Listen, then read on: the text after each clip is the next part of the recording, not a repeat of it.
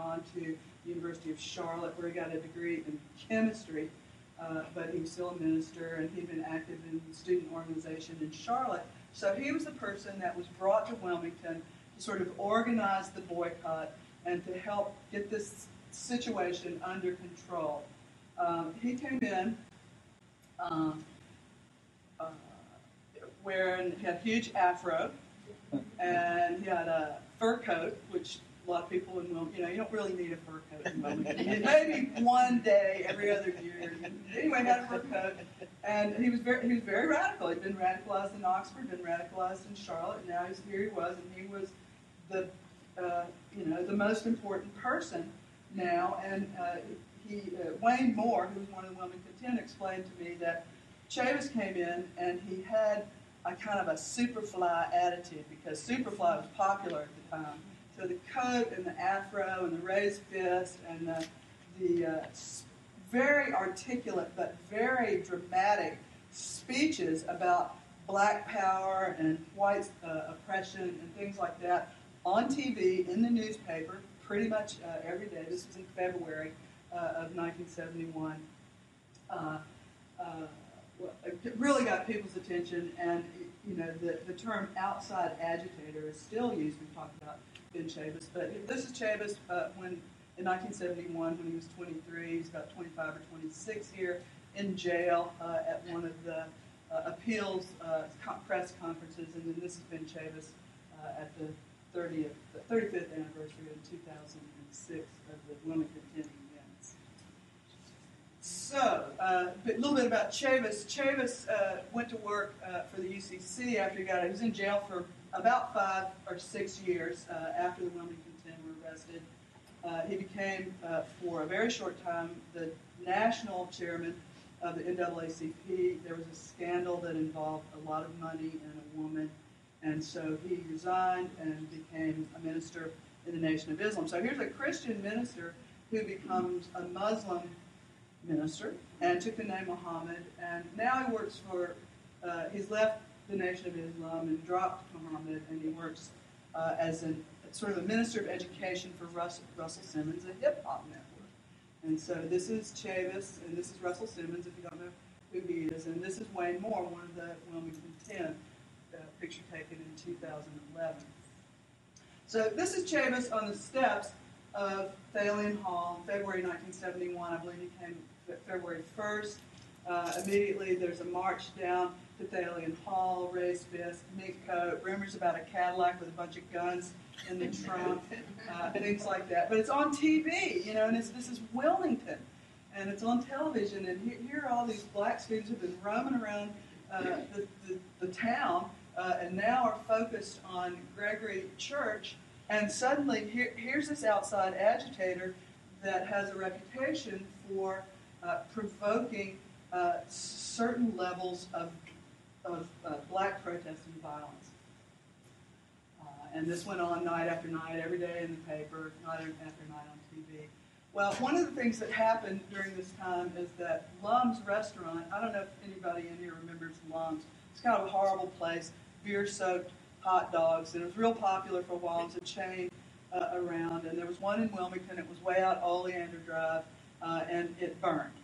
And the people who owned it said that the night that it burned, which was February 5th, 1971, that Ben Chavis and 2 or 3 other black radicals had sat in the restaurant all night, and they had stayed there until it closed, and then they left, but before they left, they went to the bathroom, and then a big incendiary device went off, time device went off, and Lum's burned to the ground. Later, it was pretty much verified by the FBI that it had been torched for insurance purposes, because I'll show you in a minute where Lum's was. It was not really a place that high school students on foot or really any black people would have gone. It was way out in a white suburb. But, I can't say for certain what happened, but what I've read seems to indicate that that's what happened. That it was, they burned Lum's, they burned the school board building, they burned Lum's, and so that happened. Well, at the time, that there was, a white power structure in Wilmington, white mayor, white chief of police, white sheriff, who are, at least for the chief of police, pretty certain to have had ties to the Klan. At one time, there were 19 Wilmington policemen who belonged to the KKK, and then that became public knowledge, and they began to resign, and the storyline was that they joined the Klan, which was fairly typical of the Klan at the time, to be informers, that they were watching the Klan. Ha, But that's what the storyline was. Anyway, so these are the guys that are going to prosecute the Wilmington 10. So what did they do? Well, near Gregory Church, I don't know if you've driven around Wilmington, but especially along 8th Street, really across town, from the north side of town to the south side of town, are little corner groceries, and there's still lots of little corner groceries in Wilmington. And Mike's Grocery was one that was near Gregory Church. And so in these corner groceries, you can get eggs and bread and beer and wine and stuff like that. And Mike's Grocery, on February 6th, the day after Lum's burn, was firebombed and burned to the ground. And as Mike's was burning, it was reported that people were sniping at the police and the firemen as they came to the emergency responders. So that's what it was really all about, for the arrest of these people. It was truly about getting Benjamin Chavis, but the event was the arson at Mike's Grocery. A person who was not one of the Wilmington 10, but who was certainly involved in what was going on at Gregory Church, and who later was involved in the community activism after the Wilmington 10 were arrested, was a man named Roderick Kirby, who took the name back then as Kojo Nantambu, and he still uses Kojo. Kojo is now the president of the Charlotte NAACP, and he worked for the school system there. But at the time, Kojo was an activist, and this is him in the 1970s. This is Kojo in 2006. Kojo ran for mayor. Do you remember that? Kojo ran for mayor. Anyway, at this time, here's the Articles of Incorporation, the rights of white people. So they're starting to come to Wilmington and having rallies out at Hugh McRae Park, which is on College Road. They had a number of rallies. This is, of course, after the Wilmington 10 events. The Wilmington 10 events were in February 1971, but they advertised rights of white people were going to have a rally in Hugh McRae Park in September. This is Mike Poulos. He owned the grocery store that was bombed, one of, I think it was 27 buildings in 1971 that were firebombed. And he is rumored to have slapped a girl when Alan Hall and a couple of other people, you'll see who Alan Hall is in a minute, came in drunk on the afternoon of February the 6th and wanted to buy more alcohol. And they got mouthy, and the girl got slapped, and they got mad, and that night, Mike's Grocery was firebombed and burned down. Well, Alan Hall, who admitted to being the arsonist later on, he's dead now, but anyway, he admitted, said that Ben Chavis and he had sniped at the policemen and the firemen as Mike's was burning. This is the geography of the Wilmington 10 site. So here, number one, that's Williston High on 10th Street. Here's New Hanover High on Market Street. Hoggard High, it's slightly in the wrong place, but Hoggard High is way out on Shipyard Boulevard, way out here. Lum's was way up here on Oleander Drive, way out away from sort of the thick of where things were going on. The Hemingway building on North 4th Street, that was a school board building, burned down. Thalian Hall, that's where the rallies were held when Dr. King died and when Chavis came to town. Here's Gregory Church right here on between 6th and 7th Street, and Mike's Grocery over here on the corner of 6th. Slightly out of place, but anyway, this was the center of the heart of where this was going on, and then out into the high school areas, just to give you a little geography. Well, on the night that Mike's Grocery burned, two people died. One was a young boy, black boy, Steve Mitchell, and his body was found with an unfired shotgun next to some buildings near Mike's Grocery, and the story was, and it seems been verified to me by many people who were actually there, that he was trying to help people get their furniture out of the house before the fire from Mike's spread to the residential area around there. The other person that died was Harvey Cumber. He's a white man, and he was found dead in his pickup truck near the church the next morning. He had a loaded .38. Kojo, I'm a little out of sequence here. When Cumber died, his family took his body and put it on the back of a truck and drove it around town, the bloody shirt, and said, look what these black people, these black outside agitators have done to our daddy, and which would inflame anybody. Steve Mitchell might have lived, but it took them about 3 hours to get him to the hospital, so he also died. And later on, a policeman basically admitted that he had shot Steve. That Steve, sounds familiar, that Steve had threatened him with the unfired shotgun and he shot Steve. Anyway, these two people died. And then the next day, 200 National Guard arrived at Gregory Church. As the riot was going, as the fire was going on, people were claiming that the police and firemen were being fired on, that it was all coming from Gregory Church. One of the things that's not in this slideshow is that Donna Templeton, at the 40th anniversary, told me that the night before the National Guard came, she and Gene Templeton, who lived in the manse next to the church, heard somebody knocking on their front door, banging on the front door, and then they began to fire through the front door, and Donna and Gene went out the back door of their house and climbed over a fence, went to the neighbor's house, were protected for the night, and then the next day they escaped from Wilmington on the floor of the back seat of a car with a carpet over them. And the Wilmington police drove them to the city limits, and they left and never came back to Wilmington. Anyway, the National Guard appears, and that's a big deal for everybody. They found the church empty. They found, guns and trucks. And I heard from one source that there was a tank. Do you remember a tank? It seemed a little extreme that there would be a tank, but there were 200 armed National Guardsmen. There may have been a tank. He said Bradley tank, but it seems like someone would have taken a picture of a Bradley tank. Yeah. Yes. Go back a slide, that thing they're coming out, you see the ramp on the bottom right? Yeah. That's an armored personnel carrying APC. Okay. So the back opens up, but it does have a machine gun mount on the front. Yes. Unless it is a Bradley vehicle, and it does look like a tank. It does treads. It's loud. It's scary. It tears up the asphalt.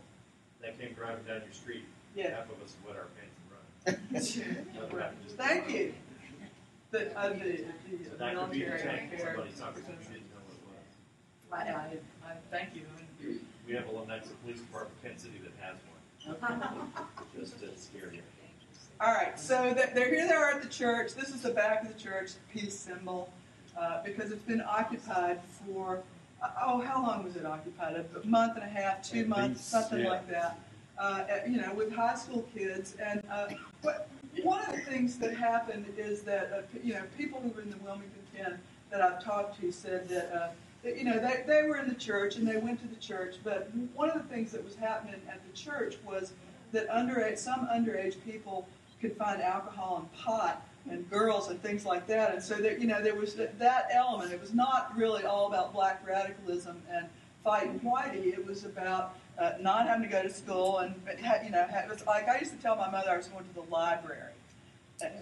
But we had a really good time at the library. So that was some of what was going on. It wasn't all deadly serious black radicalism. It was high school kids, milling around.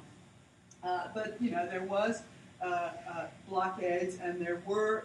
Kojo said he counted one night 33 cars circling the block around Gregory Church, bristling with guns. White people in these cars circling around. People were shot. Patrick McCoy was shot, not fatally, but he survived. But anyway, the cops went in and they found alcohol and they shotgun shells, and they said they found some dynamite and these sorts of things. And it's never been proven that they were brought in and that was going to happen. What was proven is that they were there and probably maybe planted it. I don't know, but they did find a few things, and that sort of ignited the fuse. So there was a push to get Chavis and other people who were involved. And I know that you remember Jim McGivern, but he's one of the first people that I talked to about this. And he said, well, the Wilmington 10 were originally the Wilmington 30. There may have been 40 people who were on the list. And so it was whittled down, and it was basically whittled down through the testimony of Alan Hall, who was bribed by the district attorney. So they had a great defense attorney, James Ferguson, great civil rights attorney, and I went up to Pender County and I found the list of the defendants, and so that's Benjamin Chavis, he's always the first one, and then this is the list of the first 10 people who were arrested. One of them is George Kirby. He was not one of the Wilmington 10 because he escaped, but this is a fuzzy picture of what the documents look like. And this is the attorney Ferguson. It was also Irv Joyner and a couple of other, a defense team who defended these people who were ultimately arrested against the charge of firing on emergency personnel. They wanted to get them for other things, but that's what the charge was, firing on emergency personnel. So he tried to stop the proceedings. He discovered that the district attorney, Jay Stroud, had sequestered illegally 3 underage prosecution witnesses, that he had coached them and bribed them, and Ferguson knew this but was unable to get the court to listen. One of the reasons that Ferguson knew that Jay Stroud had Alan Hall and Eric Junius and Drum Mitchell sequestered but not revealed to the defense was he went down to Wrightsville Beach to take a walk on the beach, and Alan Hall was in the Holiday Inn, and Alan Hall was mentally about 12, maybe 8. Anyway, he's supposed to be hiding in the Holiday Inn. Here comes the defense attorney, and Alan Hall's waving to him. And so, James Ferguson realized what was going on. So Alan Hall is moved down to Carolina Beach with the other witnesses and sort of hidden from the defense, which was what ultimately led to the verdict being overturned based on the prosecutorial misconduct of Alan Hall. These are the Wilmington 10. This is Ben Chavis. He was basically an adult at the time. This is Ann Shepard. She was the only white person. She was a social worker. And then these are the rest of them. And Wayne Moore still alive. Willie Vereen still in Wilmington. Chili still in Wilmington. McCoy still in Wilmington. Connie Tyndall still in Wilmington. Jerry Jacobs died. Joe Wright, the older brother of Thomas Wright, died shortly after he got out of jail. And Reginald Epps is still alive, but he didn't want anything to do with any of it. But they ultimately got over 200 years as a group, and everybody went to jail. And these boys, except for Ben Chavis and Ann Shepard, she was white, so she had lower bail and got out very quickly. The rest of these boys, they're basically boys, 17 to 19 years old, went first to Central Prison in Raleigh. I don't know if you know what that's like. I don't have firsthand experience, but I understand it's not where you want to be when you're 17 years old. And then they were farmed out to various prison camps and spent, Chavis stayed in jail the longest time. Some of them were paroled or released fairly quickly. After several years, it's still several years, and got out. I can't really talk about the Wilmington 10 and not mention George Kirby, who was the Wilmington 11th. He was on the original indictment list, and he was arrested, and he ran. He got away from the cops, and he ran, and he went to New York, and he stayed in New York for 17 years. But while he was in Wilmington, George was truly an activist. George worked with Golden Frinks. George worked in Greenville. George worked in Wilmington. He would go get a van or a bus and fill it up with high school kids, and they would go to a grocery store and they would fill up the carts with ice cream and meat and perishable things, and then they would go up